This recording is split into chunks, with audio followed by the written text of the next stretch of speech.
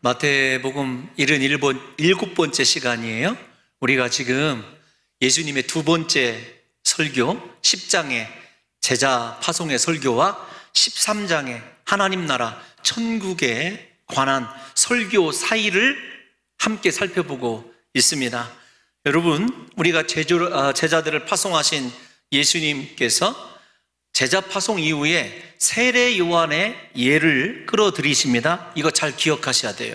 세례 요한의 이야기를 끌어들이셔서 제자로 살아가는 데 있어서 주님이 함께 하시지 않는다거나 혹은 주님께서 우리를 이끌어 가시는 방식이 우리와 다름을 느끼게 될 때 찾아오는 회의감과 때로는 우리 제자라고 하는 정체성에 의심이 될 때 어떻게 극복해야 되는지를 제자들에게 사실은 세례 요한을 통해서 가르쳐주고 있어요. 세례 요한이 옥에 갇혔지만 예수님께서 죄를 더디게 심판하신다고 생각하여서 제자들을 보내어 다른 메시아를 기다려야 되냐고 물어보는 장면이 바로 그 장면입니다. 그럼에도 불구하고 예수님은 말씀을 통해서 세례 요한을 회복을 시켜주시죠. 그리고 세례 요한에 대한 이야기를 마치시고 천국은 침노당한다. 세례 요한의 때부터 지금까지 천국은 침노하게 되고 침노당하는 자들이 그것들을 소유하리라. 이런 말씀을 통해서 제가 누가복음 16장과 오늘 그 구절이 여러분들에게 혼선이 되지 않았으면 좋겠다. 긍정으로 쓰일 때가 있고 부정으로 쓰일 때가 있는데 천국은 핍박을 당하는 거예요. 하나님의 제자로 살아가면서 박해와 핍박과 때로는 자기 희생이라고 하는 결단 없이 제자도의 길을 걸을 수 없음을 주님이 그 한마디로 말씀을 해 주셨습니다. 이 침노는 특별히 우리에게 물리적, 의적인 박해와 핍박을 의미하는 단어예요. 그렇게 제자들에게 세례 요한처럼 옥에 갇히는 물리적인 고난과 환난이 있을 것을 말씀하시고, 두 번째, 이게 지난 시간에 한 내용인데 하나님 나라 복음의 거부입니다. 거부당하는 복음. 그래서 예수님께서 그 당시에 가장 장터에서 어린아이들이 즐겨하는 놀이의 예를 들으셨죠? 결혼식과 장례식의 비유입니다. 그런데 예수님께서 그 두 가지 놀이를 꺼내 들으신 이유는 예수님과의 영접, 혼인과 장례, 십자가의 죽으심에 대하여 이미 그 말씀을 통해서 어떻게 하나님 나라가 침노당하고 핍박당하는지, 그 가운데서 복음이 어떻게 이겨가는지를 우리에게 보여주고 계셔요. 일단 다 조금 생략하고 예수님께서 이렇게 말씀하시죠. 너희가 피리를 불어도 춤을 추지 아니한다.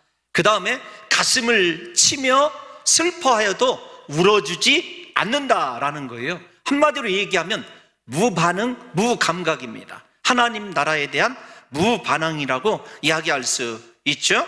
제가 설교를 준비하면서 이런 글을 읽었어요. 이 부분을 이해하는 데 도움이 될 듯 싶습니다.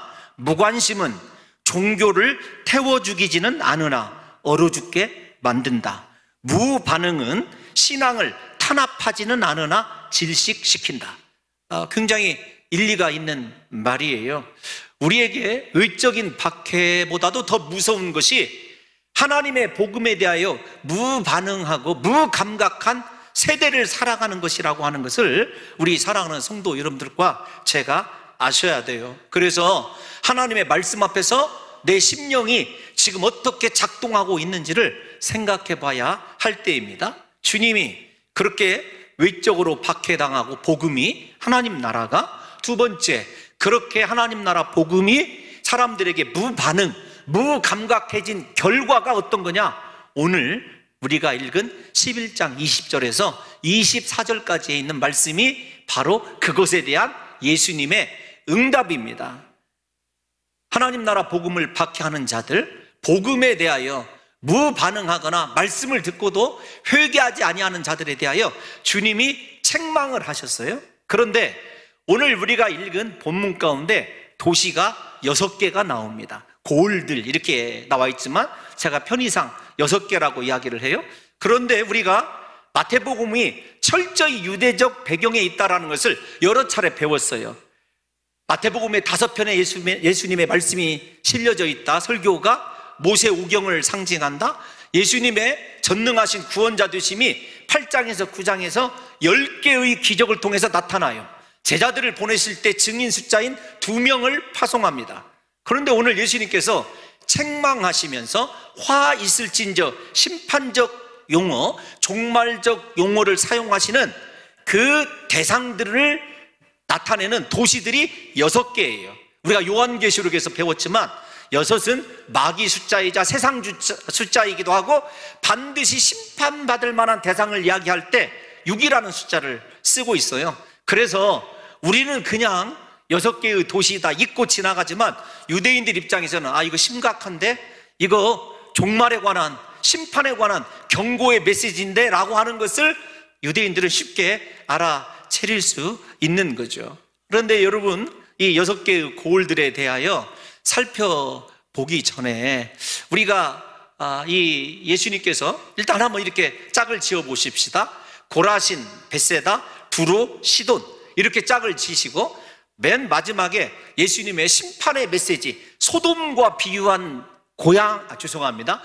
소돔과 비유한 도시가 어디냐면 가버나움이에요. 근데 여러분, 이 가버나움이 가지고 있는 중요성을 우리 사랑하는 성도 여러분들이 생각하셔야 됩니다. 그래서 저는 여러분들과 이 11장을 다르게 한번 보려고 그래요.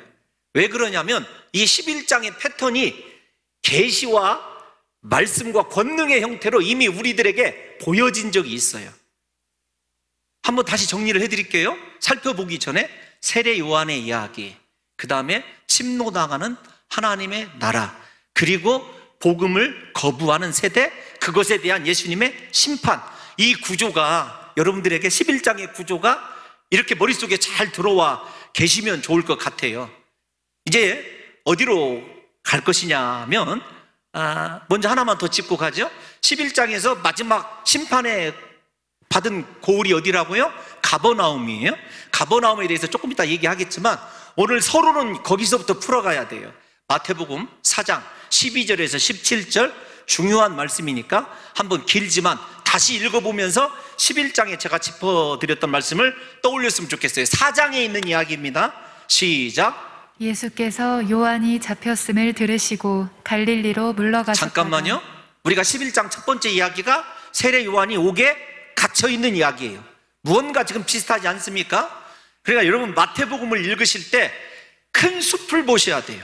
그래서 4장의 예수님의 저 이야기와 11장의 이야기는 너무도 가슴 아픈 이야기거든요. 그것을 살펴보고자 하는 거니까 다시 12절부터 읽습니다. 시작. 예수께서 요한이 잡혔음을 들으시고 갈릴리로 물러가셨다가 나사렛을 떠나 스불론과 납달리 지경 해변에 있는 가버나움에 가서 사시니 이는 선지자 이사야를 통하여 하신 말씀을 이루려 하심이라. 일러스되 스불론 땅과 납달리 땅과 요단강 저편 해변길과 이방의 갈릴리여, 흑암에 앉은 백성이 큰 빛을 보았고 사망의 땅과 그늘에 앉은 자들에게 빛이 빛이었도다 하였느니라. 이때부터 예수께서 비로소 전파하여 이르시되 회개하라, 천국이 가까이 왔느니라 하시더라. 아멘. 이방 땅 갈릴리, 우리가 살펴본 6개의 고을이 다 갈릴리 지역에 있는 땅입니다. 그곳에 큰 빛이 비추었습니다. 예수님께서 말씀을 전하신 때가 언제냐면 세례 요한이 감옥에 갇히시고 난 이후에 갈릴리로 가셔서 그곳에서 비로소 회개하라, 하나님 나라가 가까이 왔다, 이렇게 외치셨어요. 그런데 우리가 읽은 본문을 보게 되면 우리 마지막 23절 본문, 우리 본문 23절 24절 한번 읽어보겠습니다. 시작. 가버나움아, 내가 하늘에까지 높아지겠느냐? 음부에까지 낮아지리라. 내게 행한 모든 권능을 소돔에서 행하였더라면 그 성이 오늘까지 있었으리라. 내가 너희에게 이르노니 심판날에 소돔 땅이 너보다 견디기 쉬우리라 하시니라. 아멘. 마태복음의 큰 덩어리가 4장에서 출발을 합니다. 세례 요한의 죽음과 갈릴리로 가셔서 그곳에서 빛을 나타내 주시고 유대인들에게 이방인이라고 폄하받고 천대받았던 갈릴리 사람들에게 엄청난 은혜와 기적을 나타내셨어요. 그곳에서 처음으로 예수님께서 입을 열으셔서 회개하라, 천국이 가까이 왔느니라 외치셨는데, 그들에게서 일어난 현상이 어떤 것이었냐면, 우리가 20절 한번 읽어볼까요? 갈릴리에서 예수님께서 이런 단어를 쓰셔요. 권능을 가장 많이 행했다. 가장 많이 행했다는 말은 예수님께서 갈릴리에 대한 남다른 애정을 가지고 계셨거든요. 특별한 사랑을 베푸셨어요. 그런데 중요한 건 그들이 회개하지 아니함으로 예수님께서 소돔보다도 훨씬 더 가버나움의 죄를 무섭게 다루시는 장면으로 끝이 나요. 그래서 이 마태복음의 두 번째 큰 덩어리를 보게 되면 예수님의 사역이 마치 실패한 것처럼 보여져요. 아니, 겉으로 보기에는 분명히 실패했습니다. 가버나움을 그렇게 사랑하시고 갈릴리를 사랑하셔서 복음을 주시고 권능을 주시고, 요즘 말로 얘기하면 우리를 심히 사랑하셔서 우리가 기도하는 거 다 응답해 주시고, 위기 때마다 피할 길을 열어주시고, 하나님이 또 속아주셔서 죄를 용서해 주시고, 그러했음에도 불구하고 진정한 회개를 이루지 못한 거예요. 그래서 예수님께서 가버나움에서 처음으로 복음을 전파 시작하셨다가 그 다음에 어떻게 되냐면, 그 복음 전파의 열매가 심판이란 말로 끝나고 있어요. 그래서 여러분들이 마태복음 4장 12절에서 17절의 이야기와 11장의 이야기를 한꺼번에 놓고 보면 예수님께서 얼마나 비통해하시고 슬퍼하시고 그토록 사랑을 베푼 자들이 예수님이 원하는 삶을 한 번도 살아들이지 못하는 그 장면을 바라보시면서 탄식하시고 책망하시는 예수님의 마음을 읽으시게 된다고 한다면, 마태복음이 어느 정도 여러분들의 어떤 뇌 속에, 이 머릿속에 구조적으로 잘 자리하고 있다라고 생각이 되어집니다. 가버나움에 대해서는 마지막에 또 한 번 더 이야기를 하도록 하고, 일단 6개의 이 고을들이 그런 의미를 가지고 있는데, 예수님께서 먼저 고라신과 벳세다를 책망을 하셔요. 책망의 결과부터 미리 말씀을 드리면, 고라신과 벳세다는 예수님의 말씀대로 헬라 알렉산더에 의해서 쑥대밭이 됩니다. 1차적으로. 그런데 그 쑥대밭 되는 과정이, 점령당하는 과정이 두로와 시돈이 고라신과 벳세다를 넘겨줘요. 이따가 그 성경으로 다 확인해 볼 거예요. 그런데 일단 지리적인 것을 이해를 해보면, 고라신과 벳세다는 가버나움의 일종의 위성도시예요. 제가 1부 때 어떻게 설명을 해드렸냐면, 가버나움이 전주입니다. 고라신과 벳세다가 어디냐면 삼례 봉동이에요. 가까운 거리에 떨어져 있어요. 고라신은 3.2마일, 벳세다는 가버나움에서 2.6마일 정도 떨어져 있어요. 시간상 보면 거의 비슷합니다. 전부 다 갈릴리의 중요한 도시들이에요. 그곳을 주님이 사랑하셨다 말씀을 드렸어요.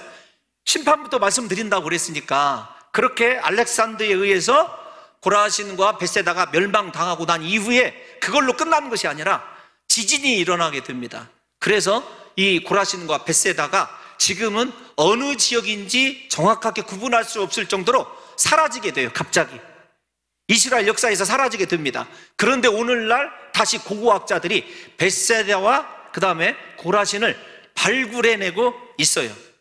그들의 상황이 어떤 상황이냐면, 지리적으로 먼저 가버나움과의 관계를 말씀을 드렸는데 왔다 갔다 해서 죄송합니다.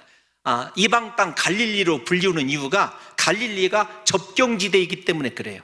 페니키아와 접경지대입니다. 베니게라고 성경에 쓰여져 있지 않습니까? 그래서 두로와 시돈, 그 다음에 이 고라신과 벳세다는 마주보고 있어요. 국경을 사이에 두고.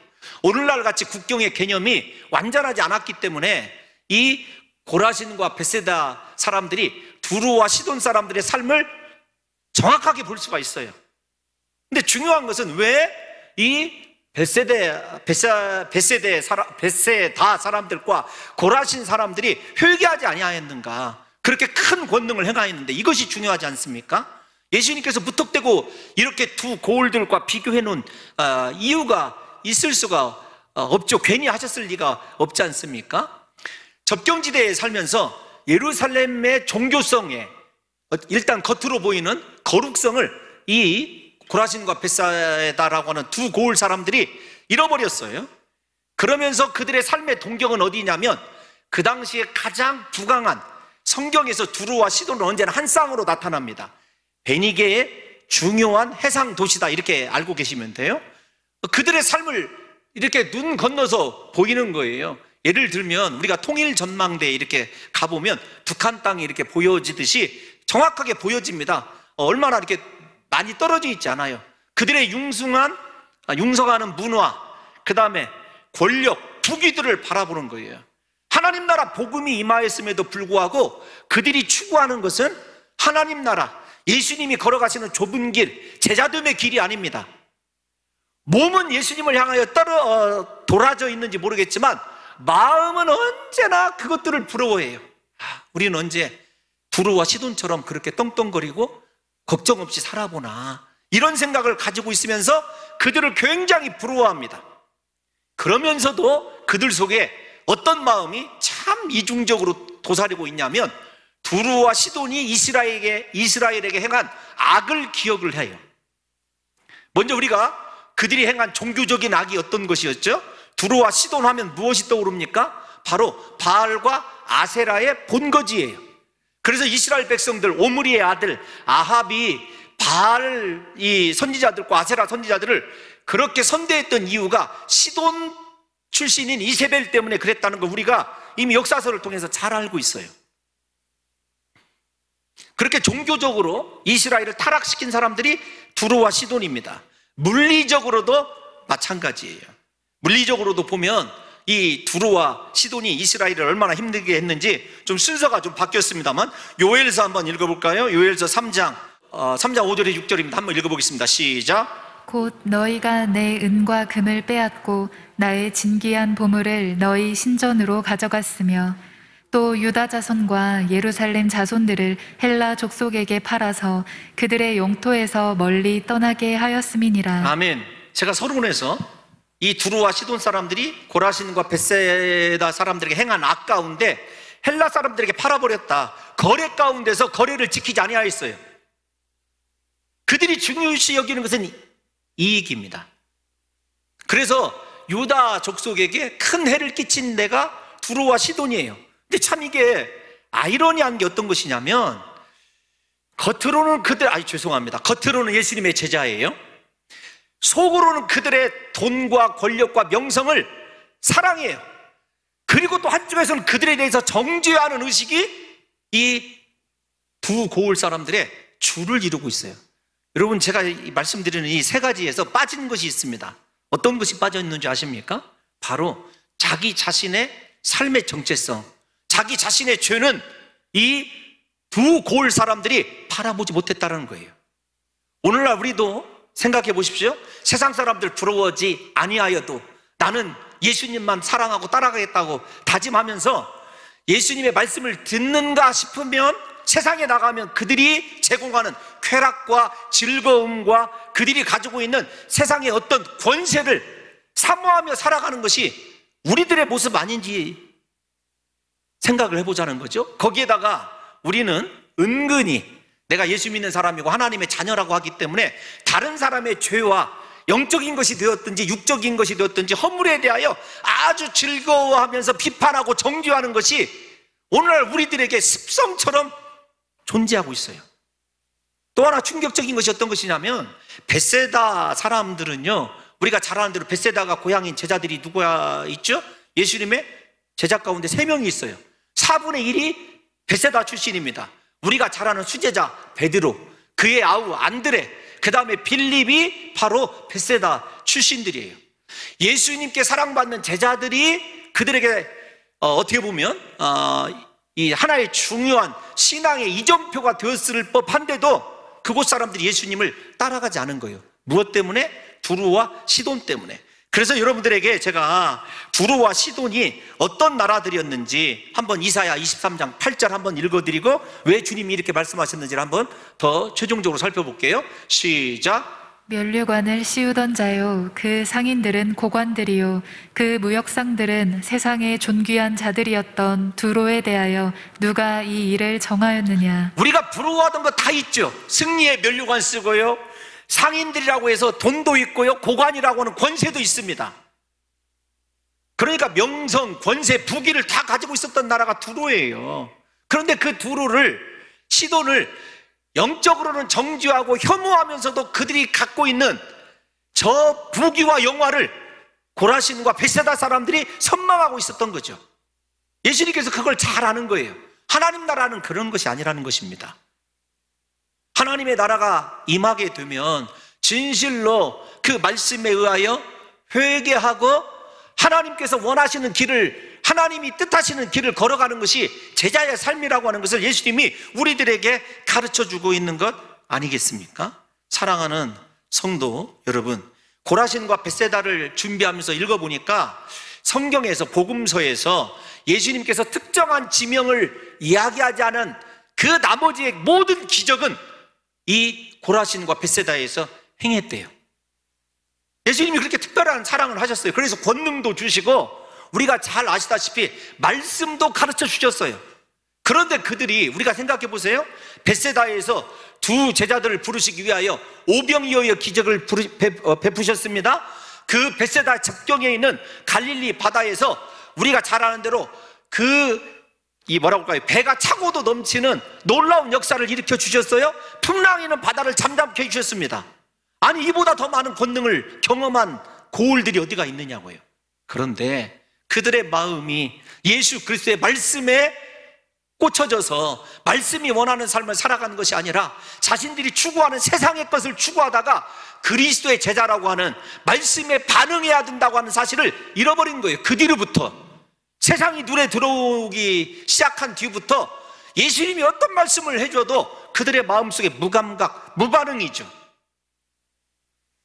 사랑하는 성도 여러분, 조금 아픈 이야기이지만 설교를 들으시는 이 가운데 여러분의 마음속에서는 어떤 생각이 일어나십니까?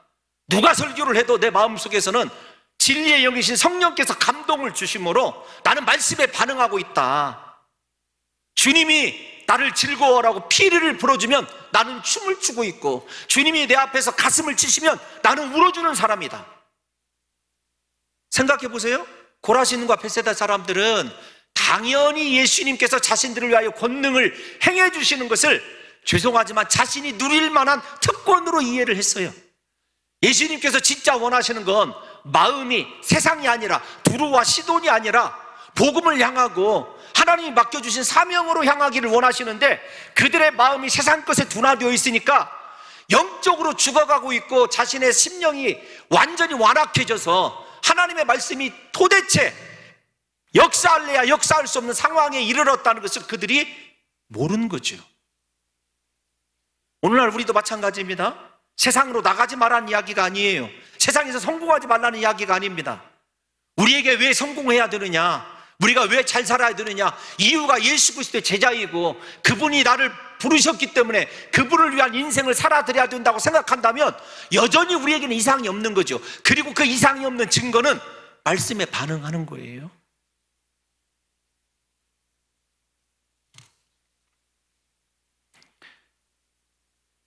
예수님께서 고라신과 벳세다의 완악함을 드러내시기 위해서 두루와 시돈을 끌어들인 이유가 바로 그런 것 때문에 그렇습니다. 두루와 시돈 사람들이 그렇게 우상에 미쳐 있는 이유가 무엇 때문이지 않느냐? 너희도 똑같이 미쳐 있다는 것입니다. 그래서 그들은 정작 자신들의 허물을 발견하지 못한 거예요.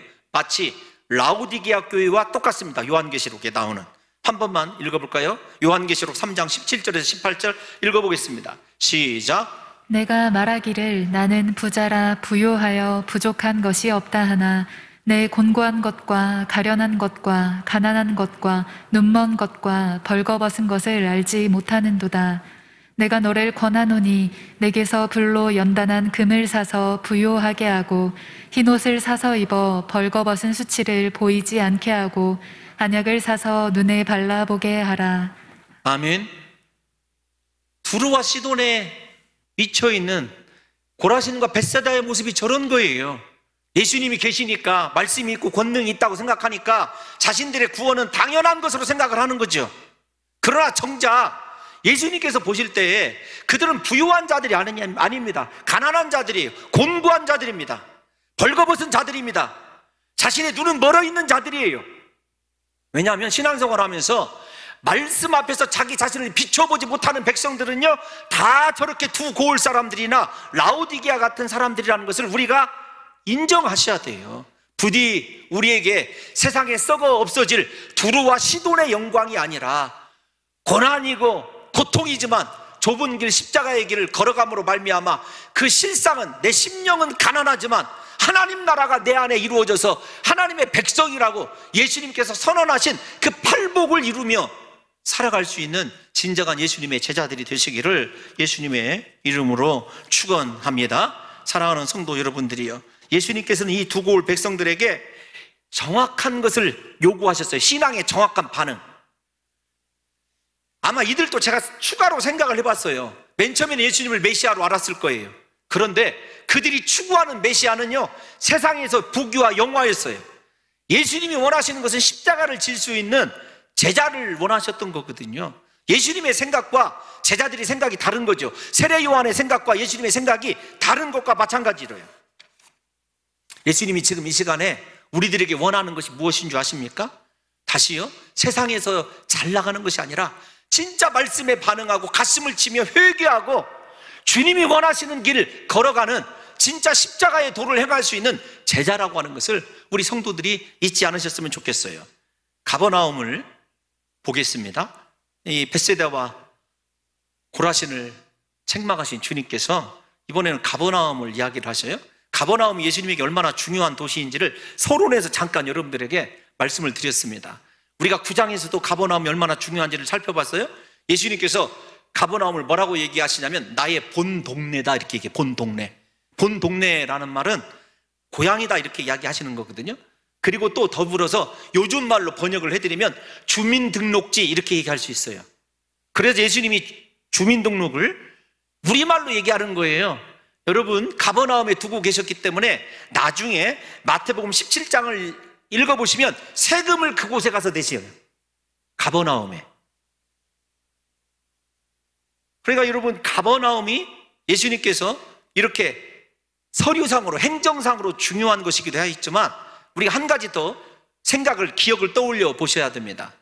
예수님께서 산상수훈을 설교하시고 나서 맨 처음 방문하신 도시가 어디일까요? 가버나움이에요. 가버나움에서 처음으로 천국을 선포하셨던 예수님께서 산상설교를 통해서 제자들의 삶이 어떤 것인지를 이야기해 주시고 그 말씀을 가지고 처음으로 방문하신 도시가 가버나움이라고요. 8장 5절 한번 읽어볼게요. 마태복음 8장 5절 시작. 예수께서 가버나움에 들어가시니 한 백부장이 나와 간구하여. 아멘. 여러분, 중요합니다. 지금부터 중요해요. 왜냐하면 예수님께서 이미 8장에서 가버나움에 대한 계시적 말씀을 선포하신 적이 있어요. 가버나움에서 일어난 일 잘 알고 있지 않습니까? 로마의 백부장이 자신의 하인 가운데서 중풍병 걸린 하인을 위해서 예수님께 나왔어요. 예수님, 말씀만 하옵소서. 그러면 내 하인이, 내 종이 낫겠나이다. 예수님께서 뭐라고 말씀하시냐면 7절과 11절을 7절을 보게 되면 내가 이스라엘 가운데서 이만한 믿음을 보지 못하였다. 자, 이스라엘로 저 백부장의 믿음의 비유를 받은 사람이 누구냐면 가버나움 사람들이에요. 그러니까 여러분 잘 생각해 보세요. 가버나움에서 처음으로 복음을 전하였지만 가버나움 사람들의 믿음이 이방인보다 못하다라는 것을 여러분들이 일단 인식하셔야 돼요. 예수님이 물론 전체 이스라엘을 염두에 두고 말씀하신 거예요. 그렇지만 그 직접적으로 그 말씀을 들은 대상은 가버나움 사람이라니까요. 가버나움에서 주님께서 백부장의 집에 행한 그 기적만 한번 생각을 해보세요. 놀라운 일 아닙니까? 그러면서 예수님께서 이 이스라엘의 운명이란 말이 성경에 적합하진 않지만 운명을 계시하시는 말씀을 하셔요. 이 백부장의 믿음을 통해서. 우리 마태복음 8장 11절에서 12절 한번 읽어보겠습니다. 시작. 또 너희에게 이르노니 동서로부터 많은 사람이 이르러 아브라함과 이삭과 야곱과 함께 천국에 앉으려니와 그 나라의 본 자손들은 바깥 어두운 데 쫓겨나 거기서 울며 이를 갈게 되리라. 여러분 같으면 저 말씀을 들었을 때 어떻게 반응해야 될까요? 사도행전에서는 너희가 회개하지 아니하면 멸망한다 했을 때 형제들아 우리가 어떻게 해야 될고 탄식했던 그 초대교회 성도들을 한번 생각해 보세요. 아니, 아브라함의 자손이든 이삭의 자손이든 야곱의 자손이든 다 바깥 어두운 데 쫓겨날 것이다. 그러나 거기서 이를 갈며 울는 그 자리를 이방인들이 대신하게 될 거예요. 이런 말씀을 들었을 때 여러분 같으면 가버나움 백성들이라면 어떻게 해야 되겠느냐고요. 만약에 그래서는 안 되지만 주님께서 봉동 중앙교회 오셔서 이 교회에 있는 본 백성들은 전부 다 이렇게 말씀하시고 우리에게 심판을 이야기하셨다고 한다면 우리가 어떻게 해야 되죠? 구약의 용어로 하면, 아니 성경의 용어로 하면 옷을 찢고 제위에 앉아서 회개해야 되는 것 아닙니까? 가버나움이라고 하는 동네가 참 요즘 말로 안쓰럽다는 것이 이런 거예요. 예수님께서 그렇게 엄청난 기적을 행해 주시고 그들에게는요 계시적 말씀을 주셨어요. 비교도 해 주셨습니다. 너 그 믿음 가지고는 안 돼. 너 나중에 쫓겨난다. 슬피 울며 이를 갈 거야. 이렇게 경고해 주셨으면 우리가 어떻게 반응해야 되냐고요. 지금 예수님께서 그 말씀에 반응하지 않는 가버나움 백성들을 책망하고 계신 것을 한번 생각해 보세요. 오늘 이 시간에 저나 여러분들에게 예수님께서 이 말씀을 주셨을 때 누구를 향하여 주신 말씀이 아니라 바로 나를 향하여 주신 말씀이라는 것을 아셔야 돼요. 우리에게 지금 이 순간에 그런 놀라운 주님의 심판의 말씀을 듣고도 무검덤하게 무감각과 무반응으로 일관하는 가버나움 사람들의 특성이 우리 가운데 있어서는 안 된다는 것입니다. 사랑하는 성도 여러분, 그러면 가버나움이 어떻게 죄를 지었길래 예수님께서 네가 하늘까지 높아지겠느냐 땅에까지 낮아지리라 이렇게 말씀하셨을까요? 이거 한마디로 얘기하면 교만함인데 예수님께서 이사야에 있는 말씀을 인용하신 거예요. 우리 다 같이 이사야 14장 13절에서 15절 한번 읽어보겠습니다. 바벨론 왕을 향한 이사야 선지자의 예언이에요. 시작. 내가 내 마음에 이르기를 내가 하늘에 올라 하나님의 뭇별 위에 내 자리를 높이리라. 내가 북극 지폐의 산 위에 앉으리라. 가장 높은 구름에 올라가 지극히 높은 이와 같아지리라 하는도다. 그러나 이제 내가 스올 곧 구덩이 맨 밑에 떨어짐을 당하리로다. 아멘. 아멘. 제가 성경적으로 표현을 하자면 신선민 사상에 사로잡혀 있어요. 아브라함의 자손은 무조건 구원받는다. 예수님이 우리와 주민등록제를 같이 행하시고 이곳에서 행하신 기적과 말씀이면 우리는 충분히 구원받는 사람일 뿐만 아니라 우리 가버나움 사람들은 다른 고을 사람들과 다르다. 우리는 하나님과 특별한 관계에 있다. 우리도 이런 신앙에 쓸데없는 자존심을 가질 때가 있습니다. 나 몇 대째 신앙의 집안이야. 예를 들면 4대째 장로 집안, 4대째 목사 집안. 여러분 그런 것이 무슨 소용이 있어요? 그런 것들이 하나님이 우리를 사랑하시는 징표일까요? 아닙니다. 예수님께서 원하시는 것은 다른 것이 아니에요. 천국 복음이 전파되었을 때 그 말씀 붙잡고 씨름하고 고민하고 회개하고 주님이 도대체 이 회개를 통해서 내 인생을 어디로 이끌어갈 것인가? 주님 말씀만 하옵소서 내가 그 말씀대로 행하겠습니다 라고 하는 결단과 회개의 열매가 있는 삶을 주님이 원하시는 거거든요. 오늘날 한국 교회도요 표면적으로는 죄송한 말씀이지만 이 가버나움 사람들 못지않아요. 우리 교회가 이런 교회야. 우리 교회 담임 목사 이런 담임 목사고 우리 사랑하는 성도들은 이런 사람들이야. 우리 집안은 이런 집안이야. 여러분 그것이 무슨 상관이냐고요. 예수님께서 뭐라고 말씀하시냐면 너 그렇게 하늘까지 높아져 있겠느냐? 너 땅으로 곤두박질 치리라. 스올이 삼키는 인생을 살아가게 되리라. 역전이 참으로 낮은 데 있다가 높은 데로 올라가면 얼마나 좋겠습니까? 주님이 가버나움을 높이 올려놓으셨지만 그들이 회개하고 돌이키기를 기다리신 거죠. 이렇게 바꿔서 얘기할 수 있어요? 가버나움이 가버나움 된 것 예수님의 찾아오심 때문 아닙니까? 예수님의 사랑 때문 아니에요? 그런데 본질적인 사랑은 잊어버리고 자기 자신을 바라보되 자기 자신의 교만과 오만함 때문에 그리스도 십자가 구속의 은혜 나를 불러주시고 나에게 찾아오셔서 말씀을 주시고 내 인생의 위기 때마다 나를 구원해 주신 그 하나님을 까마득히 잃어버리고 당연히 내가 가지고 있는 이 교회의 직분, 내가 가지고 있는 신앙의 커리어가 나를 구원할 것이라고 착각하고 살아가는 요 시대 이 시대 사람들이 바로 가버나움 사람들과 동일하다는 것이죠. 그래서 예수님께서 이어지는 말씀 다음 주에 살펴볼 말씀에서 이렇게 반대로 얘기하셔요.